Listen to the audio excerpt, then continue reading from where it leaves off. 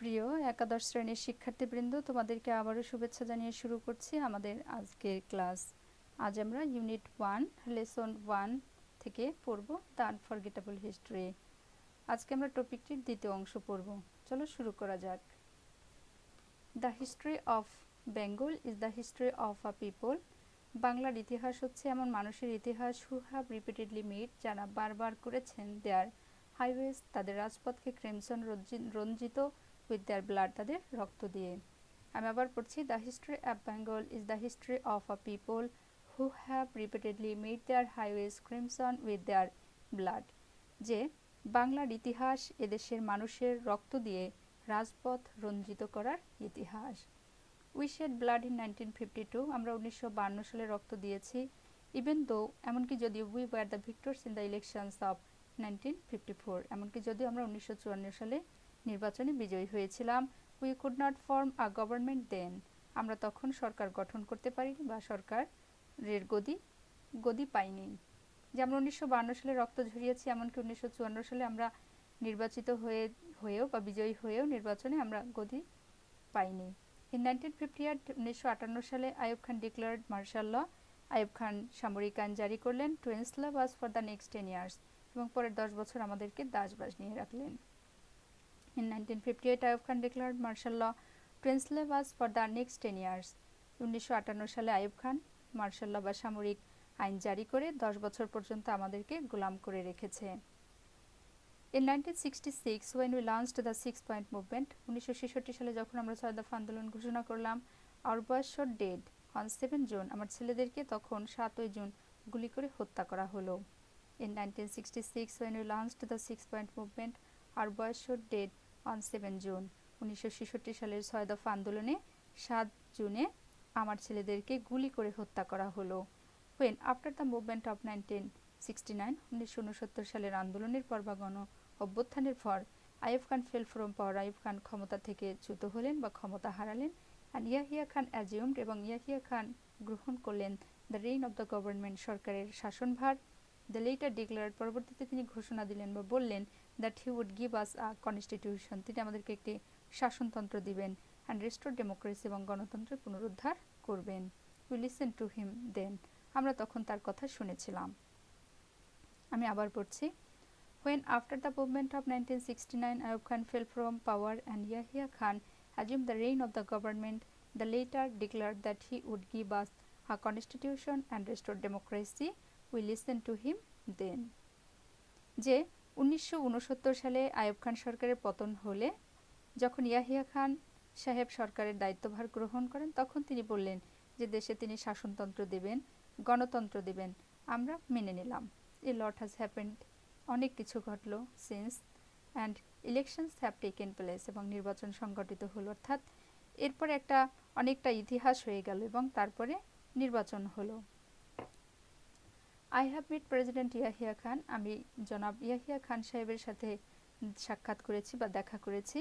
I have meet president, I made a request to him, আমি তাকে অনুরোধ করেছি, not only on behalf of the Bengal, শুধুমাত্র বাঙালিদের পক্ষ থেকে নয়, but also as the leader of the party, বরং একটি দলের নেতা হিসেবে, which has the majority in Pakistan, যার সংখ্যাগরিষ্ঠ হলো পাকিস্তান। অর্থাৎ বঙ্গবন্ধু বলেছেন যে আমি ইয়াহিয়া খান সাহেবের সাথে দেখা করেছি, আমি তাকে অনুরোধ করেছি শুধুমাত্র বাঙালিদের পক্ষ থেকেই নয়, বরং একটা দলের প্রধান হিসেবে, যার সংখ্যাগরিষ্ঠই হলো পাকিস্তানিরা। আই সেড টু হিম, আমি তাকে বললাম, you must hold the session on the national assembly on 15 January, যে আমি বলেছিলাম যে আপনি অবশ্যই 15 জানুয়ারিতে জাতীয় অ্যাসেম্বলিতে অধিবেশন ডাকবেন। But he did not listen to me, he listen to mister Bhutto instead, instead মানে হচ্ছে পরিবর্তে, কিন্তু তিনি আমার কথা রাখলেন না, তিনি রাখলেন ভুট্টো সাহেবের কথা। অ্যাট ফার্স্ট হি সেড, প্রথমে তিনি বললেন that the meeting would take place in the first week of March, যে এই অধিবেশন বসবে মাসের প্রথম সপ্তাহে। উই সেড ফাইন, আমরা বললাম বেশ। We will be taking our seats in the assembly then, যে তখন আমরা কি করব, আমি বললাম যে ঠিক আছে আমরা বসবো, অ্যাসেম্বলিতে বসবো। I went so fur, I said we will carry out hour discussions in the assembly, আমি বললাম যে ঠিক আছে, যদি ঠিক আছে আমরা অ্যাসেম্বলির মধ্যে আলোচনা করব। I went so far as to say that if anyone come up with an offer that was just, even though we were in the majority, majority মানে হচ্ছে সংখ্যাগরিষ্ঠ। উই উড অ্যাগ্রি, আমরা মেনে নিব, টু দ্যাট অফার, এই প্রস্তাবকে। I went so far as to say, আমার যতদূর মনে পড়ে, if anyone come up with an offer that was just even though we were in the majority we could has agree to that offer. যে বঙ্গবন্ধু বলেছেন যে আমার যতদূর মনে পড়ে আমি এমনকি এ কথাও বলেছিলাম যে যদি আমরা সংখ্যাগরিষ্ঠ, তারপরে যদি কেউ ন্যায্য দাবি নিয়ে আসে আমরা তার সেই দাবিকে মেনে নিব বা তার সেই প্রস্তাবকে মেনে নিব।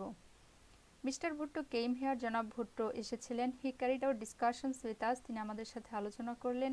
হি হ্যাড সেড, তিনি বললেন, that the doors of negotiations, যে আলোচনার দরজা হ্যাড নট বিন শাট, বন্ধ হয়ে যায়নি, and that there would be further negotiations, এবং সেখানে আরও আলোচনা হবে। যে জনাব ভুট্টো এখানে আসলেন, তিনি আমাদের সাথে আলোচনা করলেন, তিনি বললেন যে আলোচনার দরজা বন্ধ হয়ে যায়নি, আলোচনা আরও হবে। I then had talk with other leaders, তারপর আমি অন্যান্য নেতাদের সাথে কথা বললাম। I said to them, come and sit down with us, let's create a constitution for ourselves through discussions মানে হলো আলোচনা। তারপর আমি বললাম যে আসুন বসুন, আমরা আলোচনা করে আমাদের জন্য একটি সংবিধান, আলোচনার মাধ্যমে আমাদের জন্য একটি সংবিধান প্রণয়ন করি বা শাসনতন্ত্র প্রণয়ন করি। বাট মিস্টার ভুট্টো ডিক্লেয়ার্ড, কিন্তু জনাব ভুট্টো বললেন, that if West Pakistani members came here, যদি পশ্চিম পাকিস্তানের সদস্যরা এখানে আসে, the assembly would end up, তাহলে এই অ্যাসেম্বলি শেষ হবে অ্যাজ সেলুটার হাউস, কসাইখানা হিসেবে। অর্থাৎ জনাব ভুট্টো বলেছেন, but mister Bhutto declared that if West Pakistani members came here, the assembly would end up as a slaughter house. জনাব ভুট্টো বললেন যে যদি পশ্চিম পাকিস্তানের কোনো মেম্বার বা কোনো সদস্য যদি এখানে আসে, তাহলে কসাইখানা হবে অ্যাসেম্বলি, অর্থাৎ অ্যাসেম্বলি কসাইখানায় পরিণত হবে। হি ক্লেমড, তিনি বললেন, that whoever came here would be slaughtered, তিনি বললেন যে যে এখানে আসবে সে তাকে হত্যা করা হবে। হি সেড, তিনি বললেন, ইফ এনিওয়ান শুড হেয়ার, যে যদি কাউকে এখানে দেখা যায়, all shops from Peshawar to Karachi would be shut down, যে তিনি বলেছেন যদি কেউ এখানে আসে তাহলে পেশোয়ার থেকে করাচি পর্যন্ত সমস্ত দোকানপাট বন্ধ করে দেওয়া হবে, অর্থাৎ জোরপূর্বক এই দোকানপাটগুলো বন্ধ করে দেওয়া হবে। তো শিক্ষার্থীবৃন্দ, আজ আর নয়, আজ এ পর্যন্ত, সবাইকে ধন্যবাদ।